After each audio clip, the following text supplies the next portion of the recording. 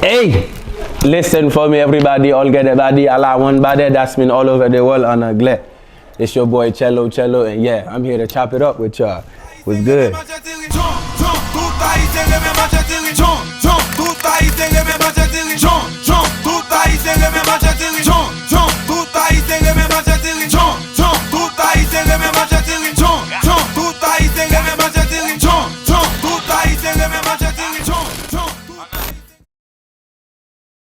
Hey man, I'm here with Chelo, man. Chelo, how you feeling? I feel good, I look good, I smell good, my hair look good. My mama say I look good every day, so I feel good every day, my brother. Okay. You feel me? That for sure. Yeah. Man, Chelo, man, you know, people want to know, man. Chelo, where you from? Well, originally in Haiti. Born in Haiti in a small little village called, Aken. It's on the south side, like maybe an hour away, an hour and a half or less, depending on how you drive from Okai. Okai is where everybody knows, closer to the beach. So I'm in a little town, little village. I'm more in the village side of Aken instead of the city of Aken. Okay. So walk us through, man, because, we're in the States right now. You know what I'm saying? We're in South Florida right about now.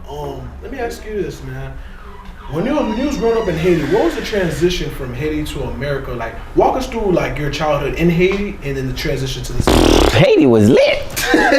What? Yeah. Back in my time, Haiti was lit. Even when they had the protest, what we call manifestation, I was that kid that was outside watching. And, I seen a lot of stuff, but it was fun kid. I was a curious kid, so I was always outside. And I know for me to be outside, I had to have good grades. So I made sure I expect my expectation from the grades my parents had for me at the house, and then they'll let me have my freedom because he's a good kid in school. They let me do my vagabond outside. Yeah. So, Chelo, for the people that don't know it, what's that vagabond shit? Vagabond is, kids that's very love to have fun and, very curious kid that's always out in everything, especially in places they're not supposed to be at, but because they look lit, they gotta be there. For sure. Man. Hey, man, Chelo, man, let's talk about the transition from, Haiti to the States. So walk me through, man. Hey, so imagine you come from Port-au-Prince, because after I left Aken at 6 years old, went to Port-au-Prince. So from Port-au-Prince, I went to school. Then at 11 years old, come straight to America. Miami, Florida.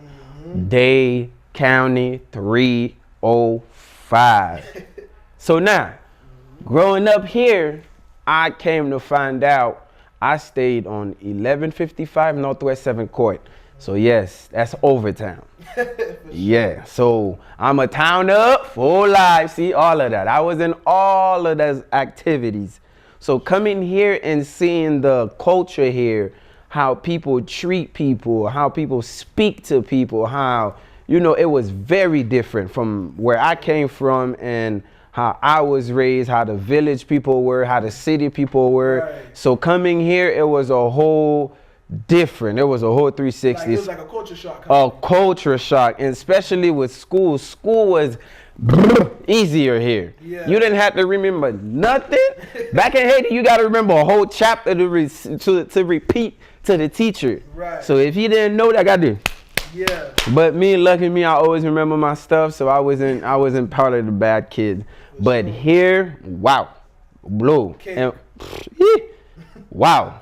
It was fun though. I love it. Would I go back and do it again? Hell yeah. Yes, hell yeah. Because if it wasn't for Overtown to show me the culture, it's like, oh wow. I really got to learn the culture, their culture. Because I'm in Overtown. Hey, full life. Home on the first 48. Yeah, first 48. Yeah, I know. I've seen it all over there. I love it, bro. For sure. But yeah. Sure. So, I want to pick at what you said, because, I'm Haitian American myself. You said, I remember stories, my mom used to say the same thing. She's like, when I was a kid in Haiti, bro, like, you guys got it easy. You guys got this one paper assignment, whatever. I always brush her off, like, okay, mom, whatever. What? Bro, like, it's crazy now that I'm getting older and I'm really seeing that, like, bro, that shit was no joke, I heard. No joke. But I liked it. I felt like if the school system was kind of like the system in Haiti, you know how they have the school have like a overall grades for the school. Right. it would have been a bit better because it's more strict and you have to remember the stuff. Exactly. Wait, do I look at the camera or you? You look at the camera. Okay. So you have to remember the stuff because if you don't remember it, one, you get punished. Two, your parents are paying for the school. And if you don't pay for 2 months, you getting kicked out. Right. And if you don't know your lessons, you getting kicked out. Now imagine you go back home telling your parents, I got kicked out because I didn't know my lesson. They would look at you, so ta fe nan kay la. That means, what were you doing in the house? So you don't want to go through that. So you just make sure you do your part, keep your parents at peace, and then you'll have your freedom. That's how I took it. Yeah. Yeah. So you just handle business, school, came or whatever. Handle business before pleasure. For sure. And that's how a lot of people got to keep it. You know what I'm saying? So, Chelo, man, let me ask you this. Were you an athlete growing up? Yeah, of course. I played football at Booker T. I learned how to play football since middle school, growing like learning, being around those kids. The only way I could be around, I tried to teach them how to play soccer. They looked at me like I was crazy. Like, nobody want to play that, Zo. We play football, not football. I said, okay, bro. So, you know, I wanted to make friends. So I learned how to play ball to the point I got better than them, to the faster hands. Hey, hell of a receiver. Anybody that want to line up, pull up on me. Play receiver, play safety too. Then went to school, so it was a lot of favoritism. And then me having Haitian parents telling them put me in football. Like that means you want them to break your body. So they wasn't really a fan of it. My dad wanted me to be a pilot so he could get free flight back to Haiti. He literally told me that. So when he found out I wasn't gonna be a pilot, he said, "What are you gonna do with your life?" So yeah. Yeah, for sure. So, you know, obviously you're not a pilot. Nah. Obviously, you got the hands. Yeah. And I also played soccer. Okay. The coach at I forgot his name, but he was friends with the volleyball coach at Booker T. Okay. So he used to I guess he's coming to check out the volleyball squad. Me, I used to practice with the volleyball squad, the girls, but I will use my soccer tactic. Right. One time he saw me like, hey, do you play? I'm going to tell the coach about you. So they were interested at one, but I was a bad boy, you know, wasn't paying attention to class. My GPA dropped, so they pulled back. And I scored, so I'm on the scoring sheet, so don't play at me. Don't play at me, yeah. Goal, don't play at me. Don't share. I'm the real deal. This is the real deal. No computer, nothing computer here, real deal. Yeah. That shit. Yeah, blah, you know that. That's the real deal. Fuck that shit. Yeah. For sure. Yeah. For sure, man. So, you know, so overall, man, what was your high school experience? Because clearly, yours just seemed lit. It was like a movie. I love it, man. My high school experience was different because I went to Booker T, Washington, so it's like nothing but American kids. Like my father would say, Black American. I'm like that. What's the difference? You black too. But he said, no, they different, okay? They don't play, they okay?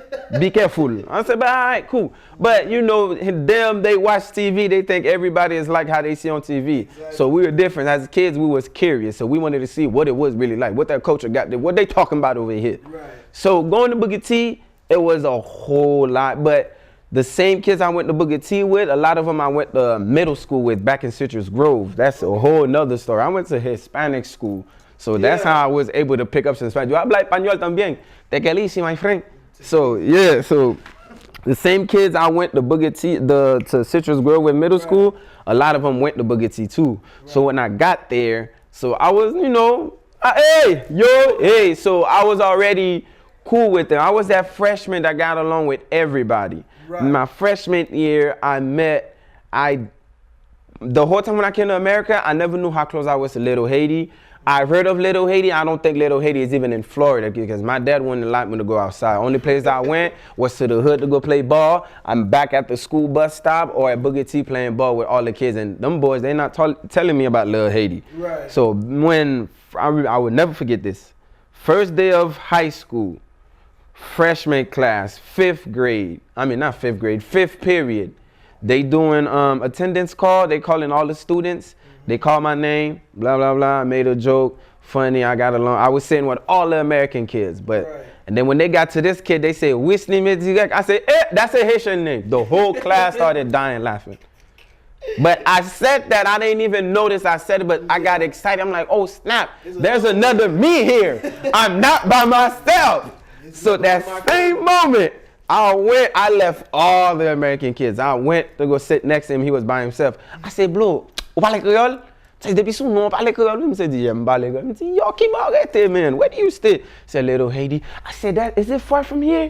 He said, nah, it's right there. My bus take me.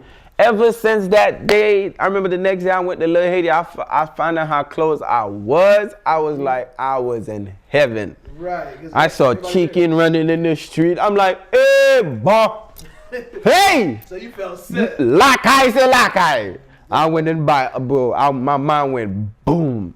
That's crazy. That's crazy. So yeah. All that type of stuff, basically being back in your backyard and stuff like that. What did you?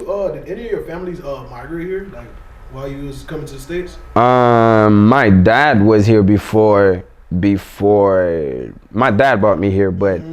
Some of my dad's side of the family, like my aunts were here. Who else? And she had kids here. And they didn't stay in Little Haiti? Nah.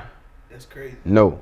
They stayed, I think, Miami Shores. They were doctors. Oh. And yeah, my dad was the only one that ended up in Overtown. Yeah, and I'm thankful though. Yeah, they were doctors and stuff. The Fortunes, boy, they all that. Yeah, so I had to be some too. Yeah. I'm up there with them. So, let me ask you this, man. You talk about all the jokes you cracked in high school, man. Would that be like maybe the reason why you started taking comedy like serious? Comedy happened, bro. Yeah, talk us through, man. Chelo. I know everybody want to know. I remember back in middle school, and I said I'm gonna be rich and famous, and that's me talking to my American friends. Dapson. I remember I seen him last year. And that was like the first time he's seen me since graduation, and I graduated 2009. So when he saw me, he was like, oh, yo, shit, Zo, do you remember you really said this shit and you made it happen? Though I'm proud of you.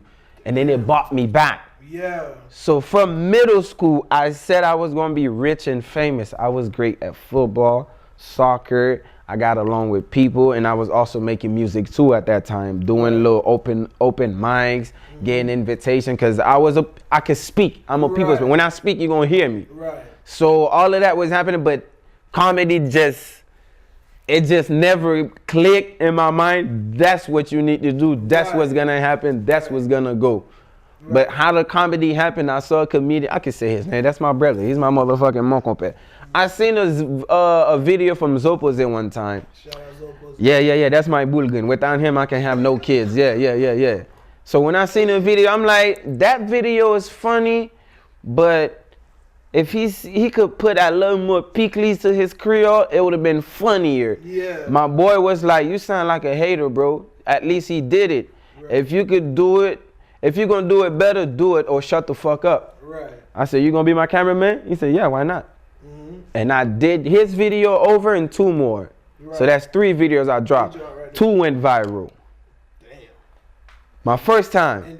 And then I showed it to him. He's like, damn, you got to keep on. Yeah. And then that was it. And we here now. So now going through meeting people, a lot of crazy things happen, but I'm learning from it and I'm getting better. I see the business side of it. I'm learning about the brand. I'm learning about all of that. Right. So I'm cleaning up basically. Yeah, I'm cleaning up. Yeah. For sure. Yeah. So Chelo, what was maybe you said when you was your bulgan Zopos. Yeah, that's my bulgan. So what was it? Did you see the potential in Zopos right then and there when he dropped that skit? What funny thing that happened after I do the videos and went viral, I reached out to him. I said, yo, man. Not just him. I reached out to a few other comedians that was popping at that time on social media. I reached out to a whole bunch of them that stayed in Florida. Some of them was out of town. I didn't even know. Is when they respond back or who didn't respond back. But none of them respond, but only Zopos. Right. And when Zopos respond, he said, yeah, man, I'm in Margate. Nah, I don't have a clue where Margate is at. He said, yeah, I'm in Margate, man. Pull up. We could work together. Right. And that was my first time I started growing my hair. So I look like crazy. I look like I just came out of Dade County jail. You feel me? And he invited me. His mom was happy to see me. The hospitality, the everything. And I was like, oh, wow. This guy is this guy is different. Right. He has an it factor. Right. And ever since from that day, right. We still here. I feel like personally, it is crazy you say that. You see how you reached out to a lot of people and you was the only one to, you know what I'm saying? Look how far you guys are right now. You know what I'm saying? I feel like the problem with a lot of people is the ego. You know what I'm saying? Even me, you know, I reach out to people even for interviews or whatever the case, even just, you know, little stuff, you know what I'm saying? Just reach out, or even compliment somebody, you know what I'm saying? Of course. It's like, why does everybody have the ego? Why does everybody have to put the tough guy, put the suit, you know what I'm saying? Like, for no reason. No reason. For no reason, man. It's in my DMs. And then when you do better than them, then they try to double back. Like, is that what's the point now? Yeah, but Zoboze hit me up till today. We still here. We've been on tour, all over. That's lit, man. Yep. That's lit. So let's talk about your music career, man. You know, you talked about you did the open mics, you swinging right now. Yeah. I done heard through the wind, you know what I'm saying? Heard a little couple sneak peeks, you know what I'm saying? Fuck that shit. I'm gonna call you back, my mother on the line. Yeah, you know the music shit. Yeah. Know it. You know what I'm saying? So talk to me, man. What should be expecting with Chelo with this music shit, man? I mean, what they have been waiting on, man. Sure. I remember I dropped a few parodies. It went viral. And then all of a sudden I went ghost from the music side. So I apologize for that. We have a lot of stuff that we working on. Right. And you know what I mean? Chop It Up got to really chop it up and hurt it himself. You know what I mean? If it's trash, he gonna put it in the comment there. He's lying. The music trash. Don't block him. So yeah, so we have a lot of stuff coming, even with compa, rap, trap, afro, a little bit of everything. Sure. Just have fun music, good energy music. That's how I like to call it. And then to them, they could give it whatever title they want. If it's afro, compa, or whatever. I just like to do good stuff that can bring good energy out of you. Yeah. That's real, man. Yeah, baby, So, Chelo, man, so what type, so you say you making lit music. What made you want to produce that type of music? Is it maybe like you translating your comedy skits to this? What, like, talk to us, man. What's the energy? It's a little bit of both. Like, I could hear a beat and I feel something always saying, Manushka have two boyfriends. Like, that's what I hear in my head. I'm like, oh, that's catchy. Or something, oh, I forgot to pay my bill. People forget to pay their bill. That's true. You know what I mean? They relate to that, and then on the beat, or it could be Afro, compa, whatever I feel, I hear that little voice in my head. I say it out loud, it makes sense. We run with it. We run with it. So we don't, and my problem I always be having to, when I try to perfect the song, it's not good. When I have fun and run with it, it's what they want. Exactly. It goes where it's supposed to, man. So yeah, so that's why I'm like, you know, let's just have fun. Sure, have fun with it. Good energy. Yeah, Chelo. So talk to us, man. You know, walk us through, man. What is next for Chelo, man? Well, we got movies, music, real shows, like television shows that is gonna be online on YouTube, and we have talk shows and animations. Right. Yeah, that's it. So you're gonna have a little bit of everything, yeah. Okay then. So oh wow. So this gonna be 2022 gonna be crazy. Hi. Take your pill right now because it's gonna be a hot summer, man. Ooh. For sure. Yeah. Man, what? And the craziest thing, everything is almost done. Everything is at 80% done. For sure. The movie is at, we already put color correction, edit sound. And then the second movie, we at 80% done. We're about to do the big warehouse scene. Oh snap.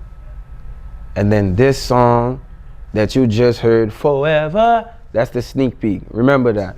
Forever, we working on trying to get a distribution deal for that one because the label heard it, they loved it.